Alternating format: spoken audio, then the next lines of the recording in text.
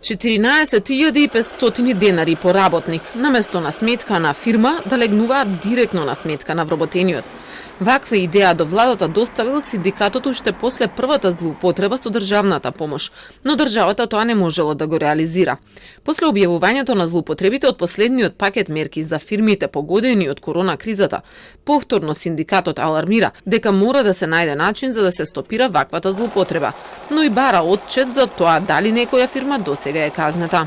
Некое образложение дека управа за приходи требало да направат некои измени во софтверот, пинот, не знам што. Ја мислам на денешно време има такви компјутерџи и такви програмери што може тоа да го регулираат. Сега на повторно кога ќе не поканат за петиот сет мерки ќе прашаме баш што е, они дека викаат тие се процесуирани и се уште нема. Ние баш да видиме дали еден работодавец поради тоа што не испочитува мерката и не е санкциониран, баш да видиме и ние ќе следиме како синдикати докаде ќе оди таа работа. 306 компании се најдоа на црниот список на УЈП. Земале повеќе од 16 милиони денари од државата среде ковид криза, а не ги искористиле за тоа што се наменети.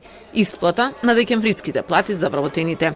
Оштетени се близу 1000 вработени кои не земале плата. Ако се види листата од 78 компании со најголем број на вработени, а поради тоа и со највисока државна помош е телевизија Алфа. Останатите најчесто се фирми за трговија, ресторани, пицерии, такси компании, фризерници со многу помал број на вработени. И тоа најголемиот дел се човек фирма или пак со двајца вработени. Тие точно знаеле дека побарале помош за плата. Доколку им требало пари за струја, за вода, за енергија, за репроматеријали и други обртни средства, имаше други начини на кој начин ќе побараат и тие начини се поврзани со услови. Они, затоа јас велам, дека злоупотребен е системот. Од УЈП ветија дека компаниите нема да им се провлечат на институциите.